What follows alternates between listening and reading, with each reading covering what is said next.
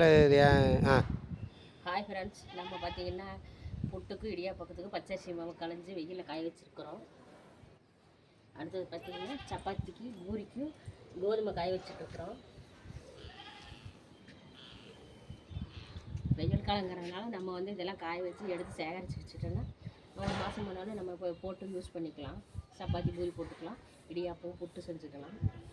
யாருக்காருக்கு இது வீட்லேயே செஞ்சு சமைக்கிறது பிடிக்கணும் கமெண்ட்டில் சொல்லுங்கள். பிடிச்சிருந்தா லைக் பண்ணுங்கள். ஓகே, பாய்.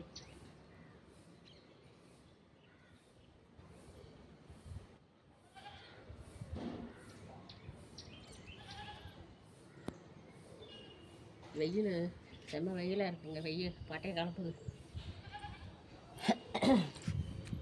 வாங்க,